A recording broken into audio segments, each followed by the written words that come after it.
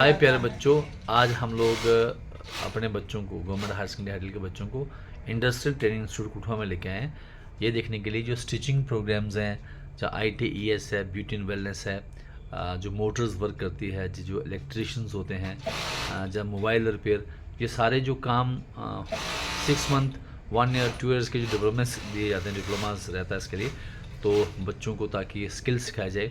तो हम जो स्कूल में बच्चों को पढ़ा रहे हैं ITES and beauty and wellness, क्या वो जो हम सिखा रहे हैं वो जो इंडस्ट्रियल स्टैंडर्ड नीड है, क्या उसके लेवल की है कि नहीं है, या वो जो पढ़ रहे हैं उसको मीट करते हैं कि नहीं करते हैं। तो ये सब उनको बताने के लिए ये गवर्नमेंट्स की तरफ से उनका एक विज़िट रहता है, इंडस्ट्रियल विज़िट कहते हैं इसको, इंडस्ट्रियल टूर कहते हैं। तो उसमें से बड़े सारे टीचरों के साथ उन्होंने इंटरेक्ट किया, और देखते हैं टीचरों के साथ और उनके इंटरेक्शन से क्या आउटपुट निकलता है। ठीक है, थैंक यू गाइस। हमारे बच्चे ITI इंस्टीट्यूट जो है कठुआ डिस्ट्रिक्ट में, वहाँ पे आए। अब ये मोटर के बारे में समझ रहे हैं, तो ये मोटर कैसे वर्क करती हैं, तो अभी देखिए आप लोग, आपको बताते हैं थोड़ा सा कि कैसे क्या है मोटर्स के बारे में।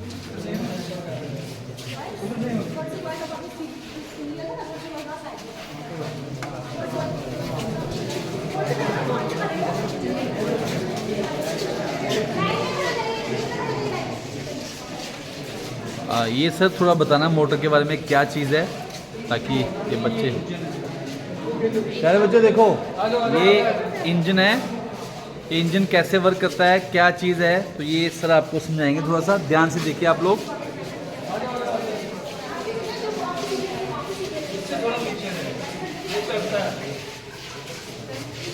ये भी चलता है, फैन भी चलता है, ठीक है, पीछे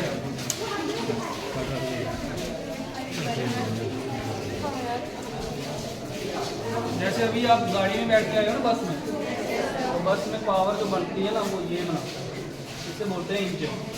ये होता है इंटरनल कंबशन इंजन। ठीक है, इंटरनल कंबशन मतलब कि कंबशन का मतलब होता है जल। तो जलता कहाँ पे? अंदर। इंटरनल कंबशन का मतलब ये, कंबशन कहाँ पे होगी? अंदर होगी। और इसमें कहाँ पे होती है वो मैं बताता हूँ। ये चलता है, अभी तो ये बैटरी से चल रहा है ना, ये डेमोस्ट्रेशन के लिए। ये तो हिस्सा है ना, यहाँ पे ये वाला हिस्सा है, जहाँ पे ये मूवमेंट हो रही है, ये जो नीचे ऊपर जा रहे हैं, ये होते हैं पिस्टन।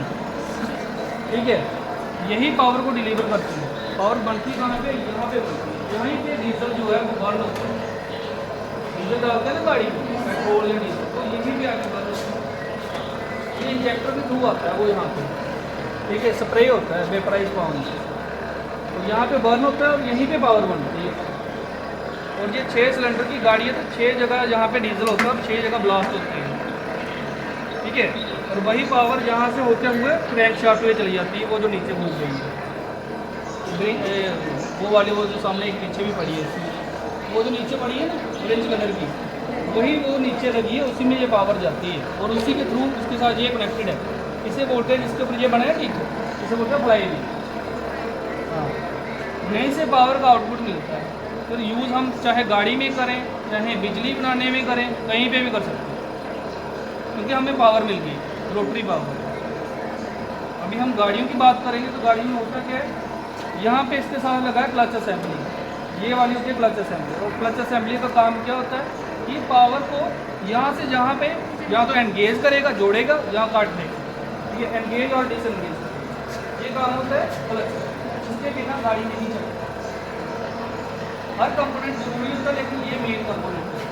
ठीक है, इसके बाद क्या आता है गियर बॉक्स। और गियर बॉक्स के 2 ही मेन काम होते हैं। जब हमें स्पीड बढ़ानी है तो हम गियर चेंज करते हैं, या जब हमें टॉर्क चाहिए, मतलब जोर चाहिए, तो गियर चेंज करते हैं। ठीक है, ये 2 काम होते हैं। इसके बाद आगे प्रोपेलर शाफ्ट। इसका काम है कि अगर इंजन आगे और गाड़ी के टायर पीछे है, जहाँ तक पावर पहुँचाना है, बीच में डिस्टेंस बढ़ गया ना, उसी डिस्टेंस को कवर करने के लिए शाफ्ट है। तो ये भी कोई आम शाफ्ट नहीं है, इसका नाम प्रोपेलर शाफ्ट। इसकी 2 जॉइंट्स और जॉइंट्स करते हैं, इनका भी अलग से काम है।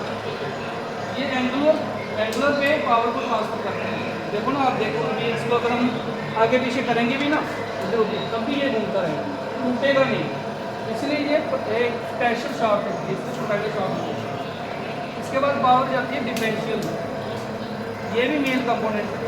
जहाँ पे पावर ऐसे आ रही है और जहाँ से टर्न होकर 90 डिग्री पे चेंज हो रहा है, बिना इसके ये पॉसिबल नहीं होता। ठीक है, ये होता है डिफरेंशियल का काम। उसके बाद गाड़ी के व्हील्स में टायर आ गया, आप देख रहे होंगे ये लोड है, इससे गाड़ी आगे चलती है। ठीक है, ये अपनी गाड़ी की पूरी पावर ट्रेनिंग। इंजन ने पावर बनाई, क्लच ने उसको संभाला, गियर बॉक्स ने उसको चेंज किया up and down, propeller shaft ने हेल्प की कहाँ पे पहुंचाने के लिए, रियर व्हील्स में। आगे समझिए गाड़ी चलती कैसे है। ओके बेटा लोग, कोई क्वेश्चन पूछना है इसके बारे में किसी को? इसके बारे में छोड़ो, अपनी जो कोई स्कूटी भी चलाता है उसके बारे में पूछ सकते, जो भी ट्रेन के बारे में, प्लेन के बारे में, जो भी। ठीक है, if you have any question this is a very right time to put question. Okay, यही इंजन ये गाड़ी वाला है, ये भी आपको स्टार्ट करके दिखा देते हैं।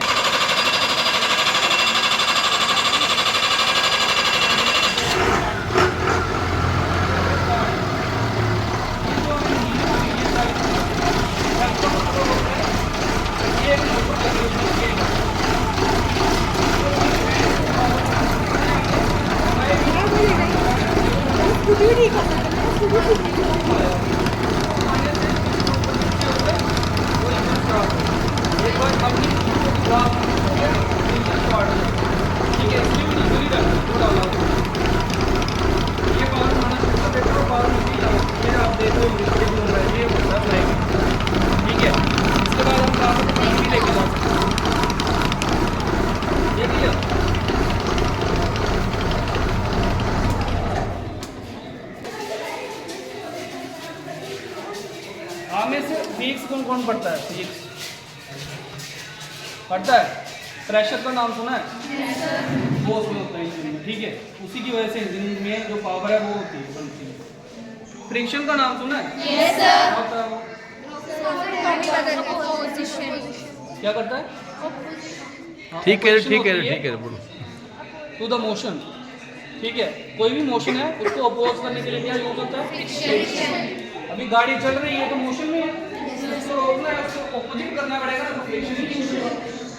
तो यही होता है वो फ्रिक्शन। ये जो पकड़ा ना मैंने, ये होता है फ्रिक्शन मटेरियल, ठीक है। ये लेदर होते हैं, यही गाड़ी को रोकते हैं। ये देखो, ये ड्रम के बीच में लगा है, जब ये घूम रहा होता है ना, जैसे हम ब्रेक लगाएंगे ये एक्सपैंड करेंगे बीच में से, और ये ड्रम को पकड़ लेते हैं। तो यही होता है फ्रिक्शन, मोशन को रोकना।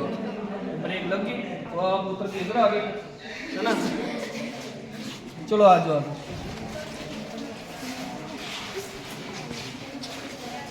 ये गाड़ी की वायरिंग सिस्टम, ठीक है। इसको वायरिंग हार्नेस बोलते हैं हमारी लैंग्वेज में। इसका काम सिर्फ इतना ही होता है कि पूरी गाड़ी के जितने भी पार्ट्स आगे पीछे लाइटें वगैरह लगी हैं, जो भी लगा है, उसकी सारी की सारी इंफॉर्मेशन जिसको देनी है ड्राइवर को, और साथ में ECU को। ECU होता है इलेक्ट्रॉनिक कंट्रोल यूनिट, जो कि गाड़ी का दिमाग है। वो गाड़ी को रीड करता रहता है 24 घंटे कि कौन सा फाल्ट हुआ है, कैसे उसको डायग्नोस करना है, वो ड्राइवर को बताता रहता है। और वो देखने में कैसा होता है? वो जो सामने लगा है ना ब्लू कलर का, वो जो ऊपर पाइप के पीछे छोटा सा सिल्वर कलर का जिसका वो ब्लू लाइनिंग में है, वो होता है उसका दिमाग। इसी को बोलते हैं ECU, इलेक्ट्रॉनिक कंट्रोल यूनिट। हाँ, आपकी बैक साइड में एक और चीज़ है, ये होता है एंटी लॉक ब्रेकिंग सिस्टम। तो पहले ज़माने में क्या होता था, जब ये नहीं था, तब हम जब गाड़ी बड़ी ज़्यादा लोडेड थी, बड़ी ज़्यादा सवारियाँ थी उसमें, है ना, तो अचानक से ब्रेक लगानी पड़ी, तो क्या हो जाता था, कई बार कंडीशन से ऐसी होती थी कि अगर बारिश पड़ी है तो लेदर जाम हो जाता था, लेदर फूट जाते थे। जैसे ही ब्रेक लगाए उसने रिम को पकड़ लेता था, तो गाड़ी काफ़ी स्पीड हो जाती थी और पलट जाती थी, तो एक्सीडेंट ज़्यादा होते थे। उससे बचाने के लिए उन्होंने एक सिस्टम बनाया जिसका नाम दिया एंटी लॉक ब्रेकिंग सिस्टम। तो नाम से ही पता चलता है एंटी लॉक, मतलब लॉक नहीं होने देता। जो ब्रेक लॉक हो जाती थी ना रिम के साथ, उसको नहीं होने देता। तो करता कैसे? ये सेंसर्स लगे हैं, यही उसको ECU को मैसेज करते हैं। ये लगा ECU, ये मैसेज करते हैं इसे कि जैसे ही जाम होने वाला होता है ना, वो मैसेज भेज देता कि जाम होने वाला है, तो ब्रेक को छोड़ दो, तो वो उसको छोड़ देता है, फिर पकड़ लेता, फिर छोड़ता, फिर पकड़ता। ऐसे करके, ऐसे करने से होता क्या है कि जो स्पीड होती थी ना गाड़ी, वो नहीं होती, ठीक है। आ जाओ।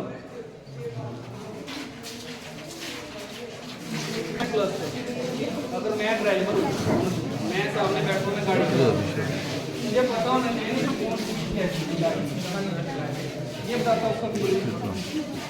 कहाँ तक जाएगी वो मुझे पता है, कितनी एवरेज है गाड़ी की, तो कितना फ्यूल बचा है तो मुझे पता होना चाहिए कितना जाएगा। अगर कम है कि हम ऐसे एसी में पहुँच गए जहाँ पे पेट्रोल पंप ही नहीं है तो फिर क्या करेंगे, है ना। ये इन्फॉर्मेशन कौन देता है, इंस्ट्रूमेंट पर। गाड़ी की स्पीड कितनी है, इंजन की स्पीड कितनी है, टेम्परेचर कितना है, एयर जो है वो जो यूज़ होती है उसके लिए, ब्रेकिंग सिस्टम के लिए वो भी जरूरी है। अगर वो कम हुई तो ब्रेक ही नहीं लगेगी। तो ये सारी इंफॉर्मेशन ड्राइवर को कौन देता है, इंस्ट्रूमेंट प्लस, ठीक है। इसके साथ में हेडलाइट्स है, वो आपको पता है, अगर अंधेरे में कहीं जाना हो तो हम इसको ऑन कर देते हैं। उससे पहले आती है फॉग लाइट्स, ये छोटे वाले बल्ब, अगर धुंध पड़ी है जैसे हम में पड़ते हैं तो हेडलाइट्स की जगह हम फॉग लाइट्स, ठीक है। उसके साथ में बैक लाइट्स भी चलती है ताकि पीछे वाले को पता चले कि आगे गाड़ी चल रही है, ठीक है। ये आगे उसके बाद हेडलाइट्स, ठीक है।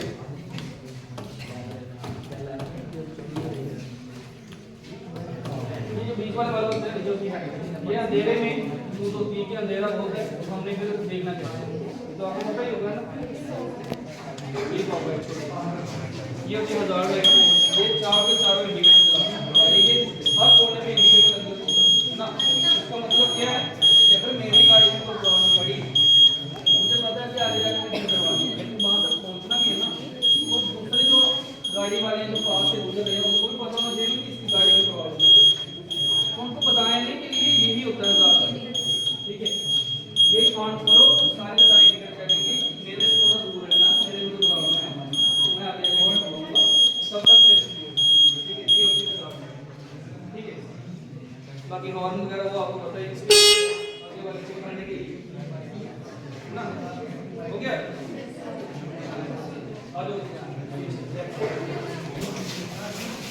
तो भारत से हमारे देश का एक स्टेजिस बनती है गाड़ी को लेकर, ठीक है। ये कम थी, पोल्यूशन भी कम था, जैसे जैसे पोल्यूशन बढ़ा गाड़ियाँ बढ़ी तो एनवायरनमेंट में क्या हुआ आपको पता है, बीमारियाँ फैलेंगी भी पोल्यूशन बढ़ने से, बड़ा कुछ नुकसान होता है। तो हमारा मेन मोटिव क्या होता है, पोल्यूशन को कम करना जैसे कैसे हो सके। तो उसके लिए हर साल हम इसमें रिसर्च करते रहते हैं और स्टेजेस बदलते रहते हैं। जैसे पहले BS1 थी, फिर 2 आई, फिर 3, फिर 5, अभी 6 चल रही है, ठीक है। अभी 6 में क्या हमने इंक्लूड किया, ये चीज़ की, इसको बोलते हैं कैटालिटिक कन्वर्टर, और प्लस ये blue tank, blue ad tank. इसका काम होता है पोल्यूशन को कम करना, ठीक है। इसके बीच में केमिकल रिएक्टर होके फिर धुआं बाहर निकलता है ताकि पोल्यूशन कम हो सके, ठीक है। कुछ गैसेस ऐसी होती है ना जो कि पोल्यूशन में होती हैं, जैसे मतलब कि अगर धुआं इधर से निकल रहा है गाड़ी के बीच में से, कुछ गैसेस ऐसी होती हैं जो ह्यूमन बॉडी के लिए बड़ी ज़्यादा खतरनाक होती है, जैसे कार्बन मोनोऑक्साइड। एक बार बॉडी के अंदर चली गई तो फिर वो बाहर नहीं निकलती और उनका इलाज भी बड़ा कम होता है। तो इसीलिए पोल्यूशन को कम करने के लिए ये चीज़ें यूज़ करते हैं, ठीक है। आपके बैक साइड में है रियर है, तो जिसमें पावर जाती है उसको लाइव एक्शन बोलते हैं क्योंकि ये जिंदा होता है, इसमें ही जान होती है। और आपके वो सेकंड वाला है ये है जेड एक्सल, इसमें जान नहीं होती। ये फ्रंट एक्सल होता है गाड़ी का, बड़ी गाड़ी की बात कर रहे हैं हम, वो होता है जेड एक्सल, ठीक है। आगे आपके ये आगे आपके डिफरेंशियल, वो जो पीछे लगा ना बीच में घड़े जैसा, वो यही चीज़ है उसकी, ठीक है। फिर आ गया ये छोटी गाड़ी का गियर बॉक्स, तो जैसे आपने देखा ना गियर चेंज करने की दो ही जरूरत होती है, एक तो कार को कम ज़्यादा करना, दूसरा स्पीड। तो ये छोटी गाड़ी का है और ये वाला बड़ी गाड़ी का, ठीक है। इंजन आपको पता चल गया जो पावर बनाता है। अभी गाड़ी छोटी है तो छोटा इंजन है, गाड़ी बड़ी है तो बड़ा इंजन है, ठीक है। अभी कुछ आपने पूछना हो इस ट्रेड के बारे में तो वो पूछ सकते हो। ये ट्रेड 10th के बाद यहाँ पे एडमिशन ले सकते हैं और हर साल एडमिशन होती है, 2 ट्रेड होते हैं। कोई क्वेश्चन पूछना पुत्र? अभी सर ने कहा ये 2 साल का कोर्स है, इसका कोई बच्चा करना चाहे तो कर सकता है, ठीक है। क्या मैं यहाँ पे वोकेशनल ट्रेनर हूँ, मेरा नाम कुलवंत कुमार है और मेरे को लगभग 2-2.5 साल हो गए यहाँ पे लगे हुए। तो ये ट्रेड ऑटोमोटिव में मैंने बेसिकली ऑटोमोबाइल में इंजीनियरिंग की हुई है, तो उसी की बेसिस पे यहाँ पे अपॉइंटमेंट हुई है। चलो कंग्रेचुलेशन, आप अच्छा काम कर रहे हो, बच्चों को अच्छी गाइड कर रहे हो और जो ट्रेनिंग दे रहे हो कि वो बच्चा अपना वोकेशनल एजुकेशन से सेल्फ डिपेंडेंट हो सकता है ना। Thank you thank you thank you बोलो सर को। अभी जो इन्होंने मोटर के बारे में समझा है तो मैं पूर्ण विश्वास के साथ कह सकता हूँ कि जो इन्होंने टेक्निकल चीज़ें यहाँ से सीखी हैं, और अगर किसी का माइंड टेक्निकली वर्क करता है, अगर सोचता है, तो वो इसके बारे में जो सोचेंगे कि कैसे हम लोग मशीन्स को स्टडी करें, चाहे वो ऑटोमोबाइल इंजीनियरिंग करें, चाहे यहाँ से डिप्लोमा लें, और अपना गुजर बस भी अच्छा करें, समाज को लिए भी अच्छा काम करें, और अगर अपना कोई खुद का गैरेज खोलें, लोगों को जॉब प्रोवाइड करें, खुद एंटरप्रेन्योर बने, सेल्फ डिपेंडेंट बने, है ना। सेल्फ डिपेंडेंट का मतलब कि किसी और के ऊपर डिपेंड ना रहें जॉब के लिए। तो ये हमारा पूरा जो टीचर समाज है, चाहे एजुकेशन इंस्टीट्यूट्स या हायर अथॉरिटीज़ रहती हैं, उनका ये मोटिव रहता है। तो ये फुलफिल किया होगा, ये मैं कामना करता हूँ। थैंक यू, जय हिंद, लव यू गाइज।